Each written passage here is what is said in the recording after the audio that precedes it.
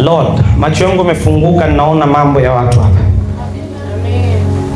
Najua hicho ndo kipendo unakipenda sana, lakini let us read Bible before.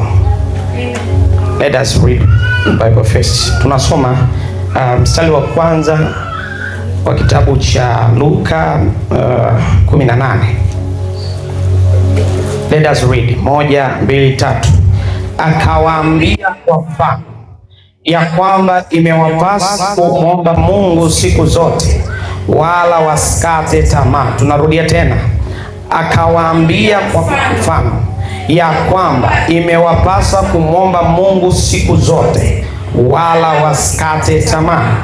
Akasema, palikuwa na kadhi katika nchi fulani, hamchi Mungu wala hajali watu, na katika mji huo palikuwa na mwanamke mjane. Hapo kuna mtu anaitwa Neema. Tukiacha Pastor Neema, yuko hapa Neema. Neema, naona figo yake moja na feli. Neema yuko hospitali. Hayuko hapa. Neema, naona upande figo yake ya kushoto ina feli. Prophesy. Can I prophesy? Prophesy. Kwa sababu hii ni nisipomwombea. Anaitwa Neema, jina lake la mwisho linaanzia na herufi M. Neema. Kuna mtu yuko hapa ana connection na mtu anaitwa Neema. Neema, wewe hapo. Aha. Neema, jina lake la mwisho linaitwa nani? Masawe. Come on. Can I prophesy? Kwa sababu siko hapa, ninaona anapata maumivu upande wa kushoto. Anaumia na asubuhi ya leo. Yuko wapi? Yuko Kahama. Shinyanga. Yes. Can I prophesy? Kwenye ulimwengu wa roho Mungu ananiambia nimwombe mtu anaitwa Neema. Ana maumivu makali upande wa kushoto. Naona figo inafeli. Anakuwa anaumwa mara kwa mara. Ni mtu mzima kidogo. Sio, hana umri mkubwa. Ni mtu mzima katikati, naweza kumuita dada. Ni mdogo wangu. Yes. Sasa sikiliza nikwambie. Alianza kulia kwa sababu ya ndoa. Yes. Yes. Alianza kulia kwa sababu ya ndoa. Can I prophesy? Na Mungu akanichukua katika roho, akanionyesha akiwa anaanguka. Alijikwaa akaanguka, akaanza kusumbuliwa na miguu ikawa inamuuma, haiponi, haisikii dawa. Lakini this time sio miguu tena, ninaona upande wa kushoto anashika, analia. Asubuhi ya leo anataka aende hospitali, na naona figo moja na feli. Baada ya figo naona tatizo nahamia kwenye ini. Naona moyo unatanuka. Ninaona anapoteza maisha. Mei ya tarehe 27. Naona Mei 27. Ninaona msalaba, ninaona kaburi. Sema kwa jina la Yesu. Pasuka kila kaburi iliyotegwa mbele yake. Pasuka. Ni kama upande wa pili wa baba, watoto wake wanamshambulia. Kuna uchafu, kuna ushirikina, anapigwa.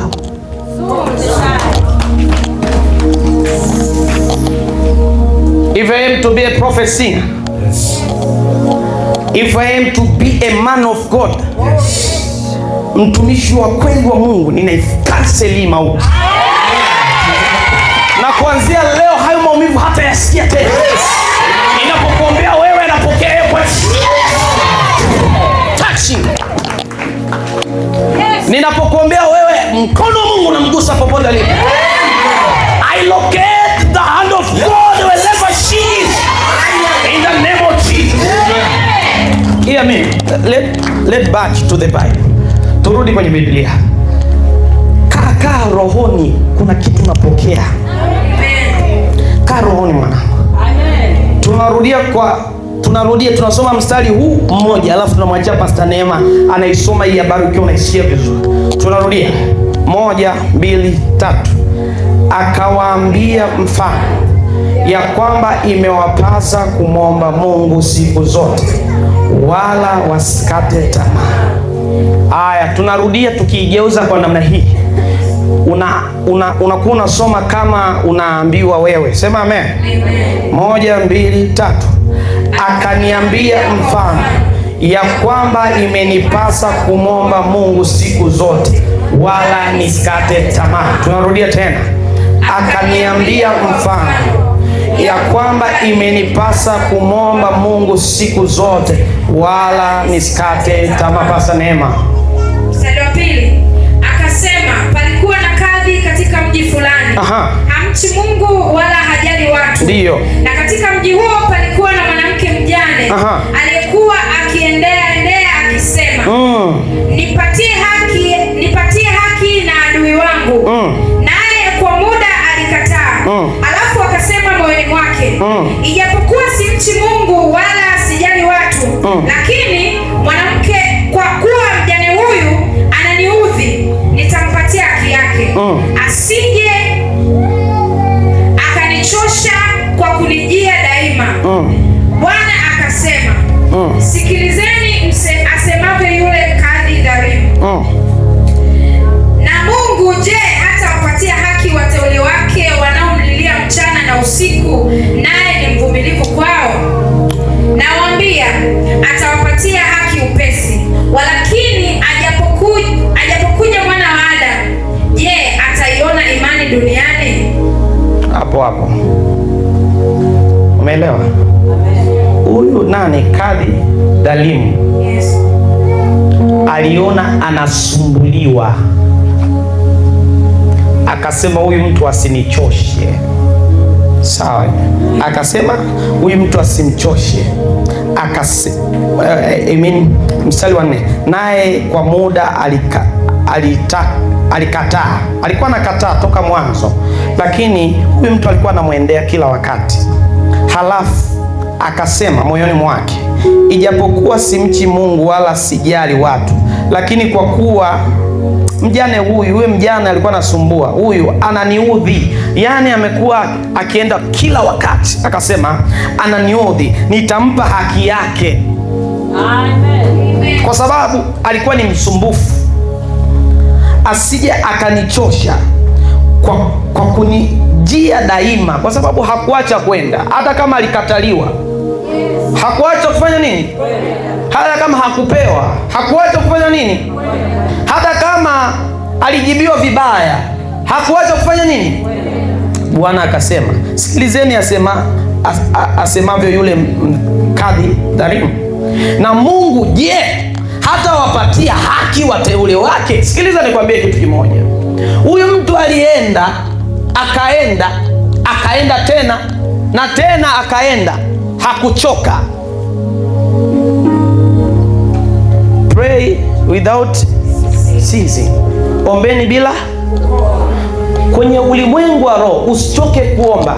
Ikiwa leo uliomba hukujibiwa, usiache kuomba baadaye. Hapa Biblia imetuandikiaje? Mungu anasemaje? Wateule wake wanaomlilia mchana na usiku. Usiombe usiku tu. Ukiona usiku hujajibiwa, omba mchana. Ukiona mchana hujajibiwa, omba usiku. Hata kama jana uliomba, omba na leo. Hata kama leo unaomba, omba na kesho. Kwa sababu kuomba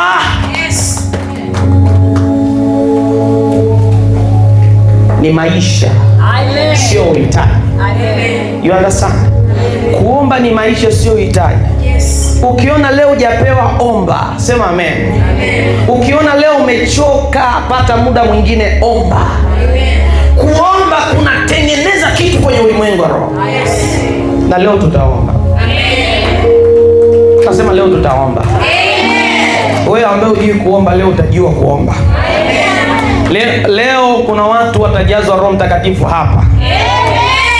Wasiojazwa Roho Mtakatifu hata sauti zao hawezi kutoa. Nasema leo watu watajazwa Roho Mtakatifu hapa. Amen. Let me tell you something that you don't know. Kwenye ulimwengu wa roho usichokijua, maombi ni maisha yako. Sawasawa na vile ambavyo huwa unawasiliana ili kuyaunganisha maisha yako. ili kuyatengeneza maisha yako. Unafanya mawasiliano, vivyo hivyo maombi huwa yanaunganisha maisha yako, huwa yanatengeneza maisha yako. Pigie Yesu makofi. Haleluya. Hebu kaa kwa dakika moja. Bwana asifiwe sana. Bwana Yesu asifiwe. Leo siku kukufundisha sana hapa. Mimi niko hapa kusababisha unajibiwa maombi yako. Hiyo ameni yako haiendani hata na nilichokisema. Amen. Amen. Mungu akubariki yote ambaye uko hapa. Hebu simama kwa dakika moja nikwambie kitu. I want you to share the grace. Amen. Natakapokuwa tunaimba wimbo utafuta position nzuri ya baraka zako. Kiangalia kiti prophetically. Afu kifuate kiambia wewe kiti utakuwa baraka zangu za leo. Amen. Amen. Amen. Share your grace. Share the grace. Tafute mtu ambaye alikuwa anaomba sana au ambaye yuko rohoni. Ukiona hata unaweza kwenda kukaa kwa apostle pale, nenda tu. Wewe ni mwema, umwema. Wewe ni mwema. Wewe ni mwema, umwema.